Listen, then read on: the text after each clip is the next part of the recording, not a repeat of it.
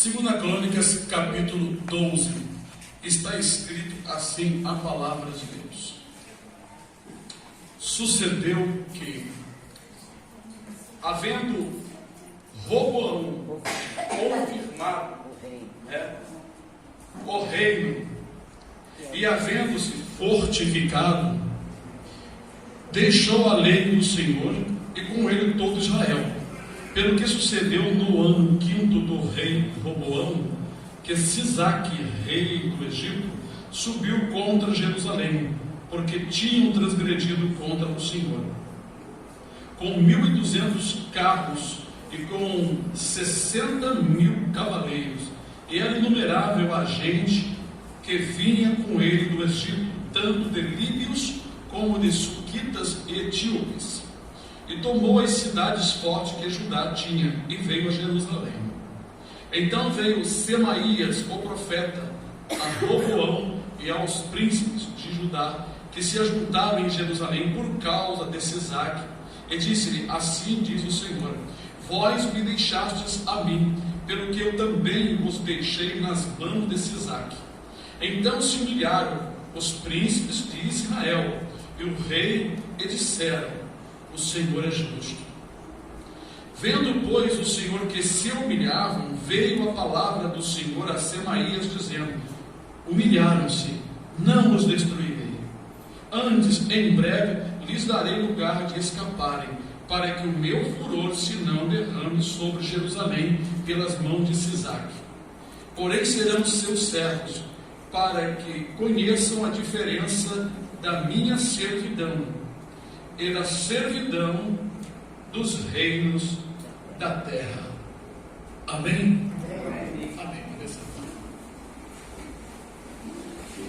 Quem quer conhecer, servir lá fora, debaixo do jugo da aflição, né?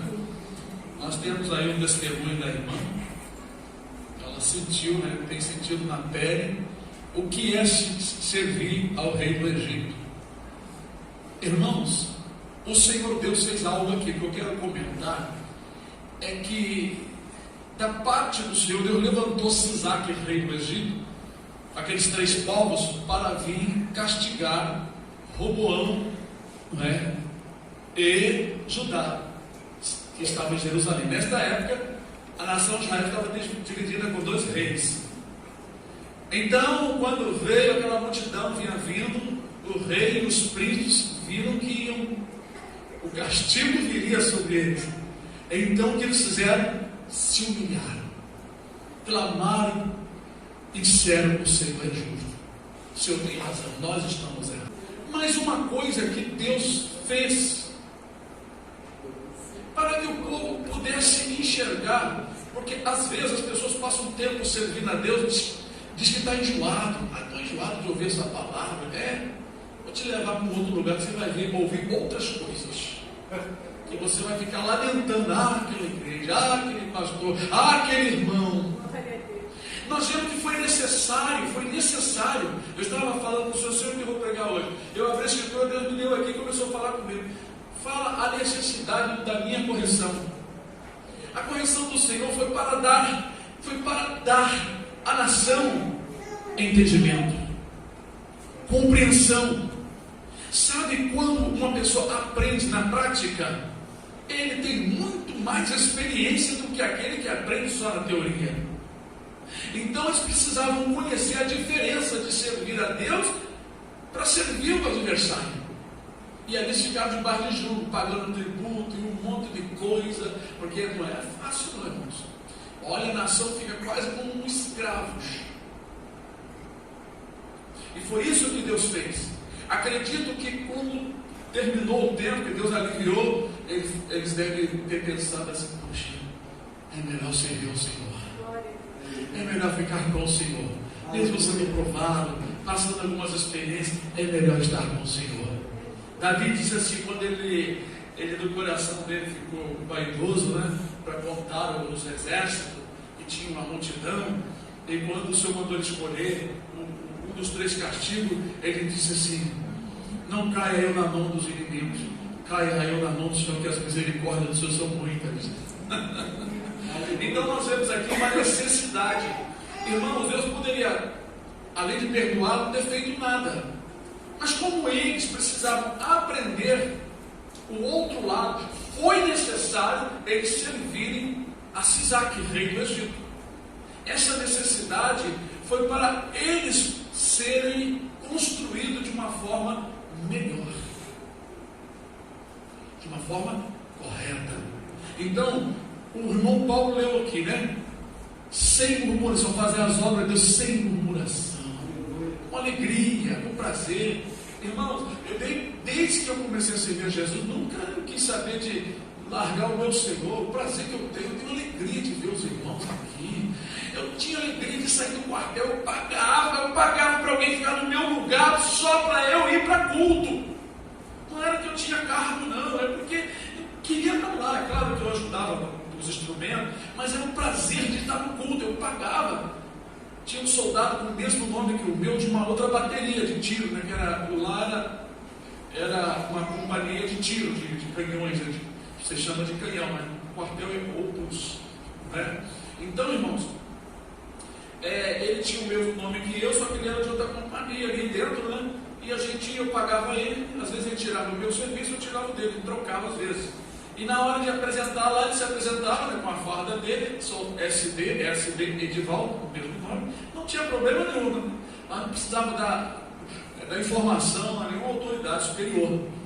Mas eu fazia isso, que a vontade de estar no culto era domingo, não tinha sábado, domingo, puxa, era um culto que todo mundo ia, todo mundo ia se ver, e nós íamos louvar a Deus, e eu sempre tive aquela alegria. Eu nunca fui de ficar em casa. Eu sempre gosto de ir em casa, vamos sair primeiro, vamos sair, as coisas de Deus hoje, em primeiro lugar, as coisas do Senhor, vamos chegar cedo, vamos chegar tarde. Mas eu sempre fui assim, porque tudo que Ele faz por mim, só o ar que eu respiro, se Ele me cobrasse o ar, toda hora eu estou respirando, quem dá o ar para nós é Ele, não é nação, não é presidente, não é governo, nem Satanás. Ele não criou nada, o diabo não criou nada. Ele que dá o ar para respirar. Ele que me dá meus olhos para olhar você na beleza, né? As flores de Deus. Ele me dá a minha audição lá dentro, meu tipo. Não é a orelha que ouve, não, né? A orelha só recebe o som, mas ela não entende o som. Quem entende o som é lá dentro. Vai lá para o cérebro, entendeu? Então, irmãos, quantas coisas gloriosas que Deus faz. E Roboão e Judá estavam lá na bênção, Deus estava abençoando. Logo ele vai, deixa o Senhor. Aí deixou, o líder deixa, ele começa a transmitir a morte para os outros. A morte para os outros, vai matando todo mundo vai achando que está tudo certo e vai, cada um adquirindo novos meios de pensar, de viver. E aí entrou o pecado. Aí o Senhor Deus levantou. Veja que o Senhor falou assim: para que a minha ira não seja sobre Jerusalém através de Sisaque, porque foi ele que levantou o inimigo. Deus que levanta. O provérbio diz assim: sendo os caminhos do homem agradável ao Senhor, Ele faz que até os inimigos tenham paz com a gente. Coisa linda, coisa maravilhosa. Irmãos, você tem inimigo, observa o teu caminho. É claro, eu não sou inimigo de ninguém. Se alguém quer ser inimigo, seja.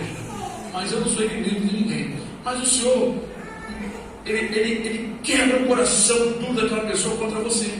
Mas você começa a vacilar, aí levanta o coleguinha ali, meu amigo falou isso, meu colega falou aquilo, e não sei o que lá, e começa os problemas. É porque você não anda na linha, você não ora bastante, não está na obediência, na santidade. Então, tome-lhe chicote, tome-lhe vara. As correções fazem parte, não é que Deus vai corrigir você porque vai te destruir, Ele vai te corrigir porque você vacilou, você não valorizou, na hora que você precisou, ao invés de buscar o Senhor, você foi buscar ajuda em outro canto. Então o Senhor Deus, Ele sempre mostrou o amor. Quando Ele disse assim: bom, eu vou livrar da mão de Sisaque, não vou destruir, mas eu vou entregar para você servir a Ele, para você ver a diferença de servir a Deus e de servir outros.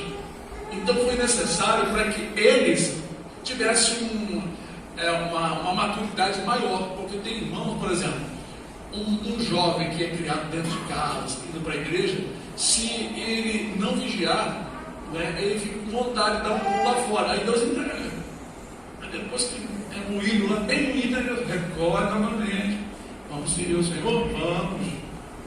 Então a Keirinha, por exemplo, a minha filha, Keira, ela já passou por várias experiências tristes de tribulações, não é? E aos pouquinhos está sentindo que a nossa vida em Cristo Jesus é muito mais agradável. Então, irmãos, vamos assim sempre, nos dias de hoje, valorizar a nossa vida com Jesus.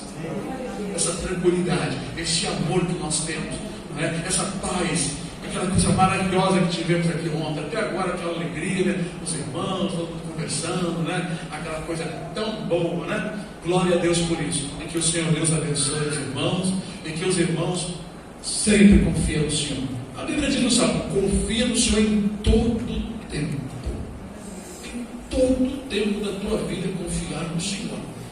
Se você está sentindo inseguro, você já orou, dobra o joelho, coloca o rosto no pó, ora e fala: Senhor, onde tu estás? Senhor, me ajuda que eu estou em perigo, me socorre. Eu já pedi socorro ao Senhor. E Deus está na palavra e rapidamente Deus começa a mudar as coisas. Por isso que no Salmo diz: clama-me no dia da angústia, né? Eles clamaram aqui na angústia, mas por quê? Já tinham pecado? Bom, agora Deus teria que ensiná-los, dar uma correção. Sabe aquele pai que, quando o filho faz muita coisa errada, aí pega para bater o filho e fala: não me bate não, só vou te bater não, vou te botar em castigo, você aprender. É isso aí. No castigo. Às vezes o castigo não seria bater, né? Açoitar, assolar. Porque tinha época que Deus assolava, hein? Deus entregava jovens, crianças, o seu povo. Por quê? Porque o povo ia atrás do dia e não parava para pensar e meditar no que estava fazendo. Aí Deus dava linha. Igual a pessoa que está dando linha na pipa, porque ele carretelzinho sempre vai embora. Depois é um puxão, né? É isso que ele faz. Mas aqui, né? Deus teve que dar uma instrução para eles através da servidão, servir ao Sisaque, rei do Egito. Né? Que Deus abençoe, que os irmãos em momento não sejam enganados pelo inimigo. E vamos manter esse gozo, essa alegria, porque Deus, irmão, está presente com aqueles que têm comunhão com Ele. Amém, irmãos? Deus abençoe.